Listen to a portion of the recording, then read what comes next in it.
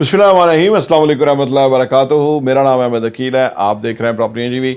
हम आम तौर पे बीमारी आ जाए, कोई मुफलसी गुर्बत या कुछ भी आ जाए तो हम मुसलमान आम तौर पे उसको अल्लाह की रज़ा समझ के तो वो बस करते हैं कि यार अल्लाह की रज़ा बीमारी आ गई है या गुर्बत आ गई है जी, या तंग दस्ती आ गई है या बेरोज़गारी आ गई है।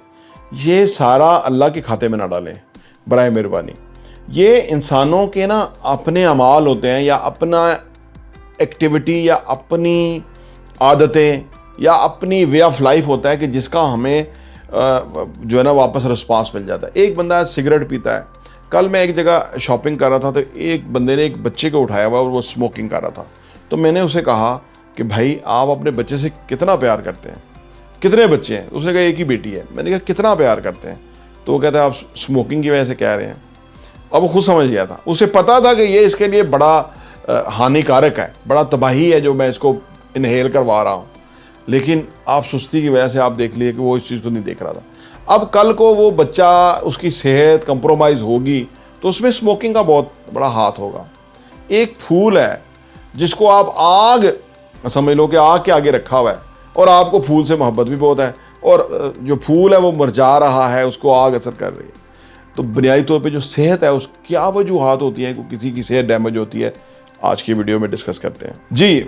सेहत डैमेज होने की जो वजूहात है उसमें पहली वजह है अनहेल्दी डाइट। आजकल जो हमारा खाना पीना है ना, आमतौर पे आपने देखा वो junk food, shawarma, burgers, pizza, less, ये जो है जी, निमकोज, इस तरह की चीज़ें, ये इंसान के लिए ये सारा प्रोसेस, बिस्किट्स, ये प्रोसेस फूड है, ये बहुत ही डैमेजिंग है।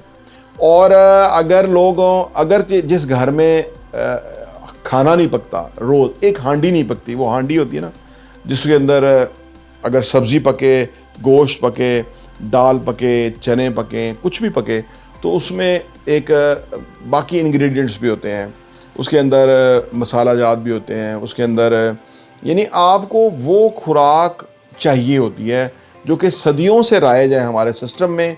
वो हमारी बॉडी की एक बैलेंस डाइट है, ठीक है। इंस्टेड ऑफ दैट अगर आप KFC पे लग गए हैं, पिज़्ज़ा बर्गर पे लग गए हैं, शवारमे पे लग गए हैं, रोल पराठा पे लग गए हैं, कैसे कैसे वो चीज़ें हैं। तो इसमें एक तो कमर्शियल खाने में नमक बहुत इस्तेमाल होता है, कुकिंग ऑयल बहुत बुरा इस्तेमाल होता है, इस तरह की चीज़ें इस्तेमाल होती हैं जो कि हमारे बॉडी के लिए ना सही नहीं, बैलेंस नहीं है, सादा ग़िज़ा नहीं है। ये बहुत तबाही का बायस है और लोग अरसा दराज तक ये करते रहते हैं। उसके बाद कैंसर हो जाता है, उसके बाद शुगर हो जाती है, उसके बाद high blood pressure, low blood pressure, ये चीज़ें जो सिम्टम्स हैं इन चीज़ों से आमतौर पे देखी गई हैं। बैलेंस डाइट होगी तो सेहत बेहतर रहेगी। तो नंबर 1 अनहेल्दी डाइट है। नंबर 2 है कि लैक ऑफ फिजिकल एक्टिविटी। आजकल लाइफस्टाइल बैठने की है। मैं भी बड़े आरामदेह सोफे बैठा हूँ ना, यहाँ पे आप ज़्यादा देर बैठ के ना तो आपका मसला हो जाता है। तो इसके लिए ज़रूरी है कि आप वॉक करें, एक्सरसाइज करें। मैं सुबह करता हूँ और इस वक्त इसलिए मैं बड़ा रिलैक्स फील कर रहा हूँ क्योंकि मैं सुबह काफ़ी थका हूँ। तो आम तौर पे जो फिज़िकल एक्टिविटी है ना वो हमारी सिस्टम में है नहीं। कंप्यूटर पे बैठेंगे, मोबाइल पे ज़्यादा, गाड़ियाँ कंफर्टेबल हैं तो ज़्यादा चलना होता नहीं है। माजी में लोग ज़्यादा चला करते थे, थोड़ी जगह मस्जिद जाना तो पैदल चले जाते थे, लेकिन अब वो भी गाड़ी पे जाते हैं। तो ये नहीं, अर्ज़ करने का मतलब ये है कि जो अनहेल्दी लाइफस्टाइल है ओवरऑल, इससे भी बड़ा हमारी सेहत डैमेज होती है। नंबर 3 ये है कि जी एक्सरसाइज एंड सन एक्सपोजर। जो एक्सरसाइज है, कम अज़ कम एक नॉर्मल एक्सरसाइज जिसमें अपने बाजुओं को हम रोज़ खोलें और कोई स्ट्रेचिंग एक्सरसाइज करें, इससे हमारे, आप करके देखें जो मैं भी कर रहा हूँ, तो पूरा जो जिस्म है उसको फील हो रहा है कि मैं कुछ कर रहा हूँ।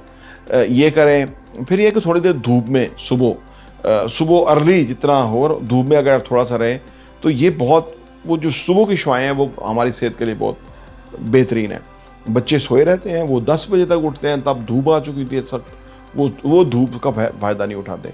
ये भी रीज़न, लॉन्गर पीरियड के अंदर आजकल बड़ी बीमारियां पैदा हो रही हैं कि अगर बंदा अपने आप को धूप में एक्सपोज ही ना करे तो उससे भी हो रही हैं। नंबर 4 ये है कि जी स्मोकिंग वाला इंतहाई ख़तरनाक है। एक तो खुद वो स्मोक कर रहा है, दूसरा जो पैसिव स्मोकर है, मैं अब अच्छे बंदे हैं वो स्मोकर हैं लेकिन मैं उनके साथ बैठता ही नहीं। क्योंकि वो मुझे दूर से ना मेरा लगता है मेरा दम घुटेगा। एक तो मेरा थोड़ा वज़न ज़्यादा हो गया उस वजह से भी, लेकिन वैसे भी मुझे एलर्जी टाइप हो गया स्मोकिंग से। लेकिन वो स्मोकर खुद भी अपने दुश्मन, अपने घर वालों के दुश्मन, बीवी बच्चों के दुश्मन, दोस्त अहबाब के दुश्मन कि वो कर रहे हैं, और इससे आपकी जो सांस लेने का सिस्टम है बड़ा डैमेज होता है। स्मोकर के जो फेफड़े हैं वो तो तबाही है, अगर आप कहीं वीडियो में देख लें तो आप तो हैरान होंगे कि यार ये क्या हाल बना लेता है बंदा खुद अपने हाथों से सिगरेट छिक छिक के। नंबर 5 ये है कि अल्कोहल कंजप्शन, शराब पीने वाले लोग जो है वो बड़े दुश्मन है अपने। शराब की मसला ये है, कोई किसी भी नशे का मसला ये है कि आप अगर आप वो एक आध पैक पीते हैं और उसके बाद फिर वो मकदार बढ़ती जाती है, आपकी तसल्ली नहीं होती, और एक वक्त आता है कि बंदा बहुत पीना शुरू कर देता है और वो उससे फिर उसकी सेहत डैमेज है। हमारा दीन नशे से इसलिए मना करता है, शराब इसलिए मना है कि ये आपको आप किसी और स्टेट में पहुंचा देती है और वो ख़तरनाक है। नंबर 6 ये है कि जो ओवर ईटिंग, आमतौर पे प्रोग्राम में, शादियों में, इस तरह के इवेंट्स में बहुत खाया जाता है और ये बंदे के लिए बड़ा ख़तरनाक है। थोड़ी भूख रख के खाना हमारा दीन भी बताता है, और उससे आप फिज़िकली भी फिट रहते हैं। अगर आप बहुत खाएंगे तो उससे आपका सिस्टम जो है ना बहुत ओवर बर्डन हो जाएगा, सेहत के लिए ख़तरनाक है। नंबर 7 ये है कि स्ट्रेस, तनाव। आज के दौर के अंदर ना स्ट्रेस बहुत बड़ी बीमारी है, बहुत बड़ा प्रॉब्लम बन गया है। बल्कि कहते हैं कि मैं रात को सुन रहा था कि जी अब का जो पैंडेमिक है ना वो स्ट्रेस आएगा। स्ट्रेस जो पैंडेमिक है वो ये कोरोना से भी ख़तरनाक होगा। ऑलरेडी वो राइज है, ऑलरेडी वो लोगों को तबाह कर रहा है, ऑलरेडी लोग जो है उसमें प्रॉब्लम में जा रहे हैं। तो स्ट्रेस बहुत बड़ा प्रॉब्लम है। आपकी अगर लाइफ स्ट्रेसफुल हो रही है तो इससे निकलें, इस स्ट्रेस को ब्रेक करें, तनाव को ख़त्म करें, सो दैट कि आप नॉर्मल ज़िंदगी की तरफ आगे बढ़ें। नंबर 8 ये है कि जी लैक ऑफ स्लीप। लोग सोने के लिए जो है ना, सोने की वजह से बड़े मसाइल पैदा हो रहे हैं। यानी लोग अगर गाड़ी में बैठे सो जाते हैं, प्लेन में बैठे सो जाते हैं, कहीं भी हो टाइम मिले वो सो जाते हैं। इसकी वजह सिर्फ ये है कि वो रात को सोते नहीं हैं। यानी अगर आप सोचिए कि बंदे के ऊपर अगर नींद की कमी का असर है या वो उस सूरत हाल में है तो वो कितना ख़तरनाक है कि अगर उसकी नींद नहीं पूरी जिसकी होगी ना तो वो फिज़िकली अपने आप को डैमेज करेगा। और लोगों का लाइफस्टाइल ऐसा है कि वो रोज़ को 2-2-3 बजे तक सोते हैं। मैं हैरान हूँ कि घरों के अंदर लोगों को ये पता ही नहीं कि जल्दी सोना जो है वो सेहत के लिए कितना इंपॉर्टेंट है और हेल्दी। ये नहीं कि आप ज़्यादा देर सोएं, लेकिन रात 10 बजे सोना और 10 से 2 बजे ये वो टाइम है, क्वालिटी टाइम है स्लीप का, जिसमें आप डीप स्लीप में होते हैं। इससे आपकी सेहत के ऊपर फ़र्क पड़ता है। अगर आपने 2 बजे नहीं सोए, फिर आप मैंने 12 बजे, 1 बजे, 2 बजे तक सोए रहे, वो क्वालिटी नींद नहीं आपकी होगी।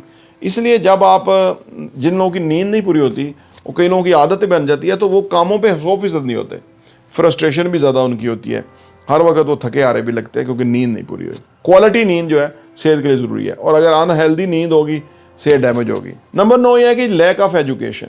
हमें हर चीज़ जो है ना हम पढ़ के अपने आप को बेहतर कर सकते हैं। अगर हम अपनी रिपोर्ट्स नहीं पढ़ सकते कि क्या गलत है, क्या अच्छा है, क्या बेहतर है, कैसे करें, या हम ये नहीं पढ़ सकते कि क्या चीज़ें मुझे खानी चाहिए, क्या नहीं खानी चाहिए, तो आप सोचिए कि अगर एजुकेशन नहीं होगी तो अनपढ़ बंदा जो है वो कुछ भी नहीं कर सकेगा। डॉक्टर भी आजकल वो लाल शरबत दे देते हैं, स्टेरॉइड्स दे देते हैं। छोटे एरियाज़ में मैंने देखा है ख़वातीन चल नहीं सकती, घुटने बैठ गए उनके, क्योंकि पढ़ी लिखी नहीं है। उनको जो क्या खिलाया जा रहा है, जहर खिलाया जा रहा है, उन्हें पता ही नहीं है, इसलिए उनकी ज़िंदगियाँ तबाह हो रही हैं। नंबर 10 और आखिरी है कि मिस डायग्नोसिस। देखें, अगर आपको पता नहीं ना कि क्या है, हमारे यहाँ तो अक्सर डॉक्टर भी ऐसे ही हैं, वो बगैर डायग्नोज किए हुए मेडिसिन दे देते हैं। इससे क्या है कि वो बीमारी हल नहीं हो रही, कोई और बीमारी पैदा हो रही है और लोगों की ज़िंदगियाँ तबाह हो रही हैं। अचानक डेथ हो गई, अचानक पता नहीं चला। ये सारे प्रॉब्लम है पाकिस्तान में हेल्थ के हवाले से।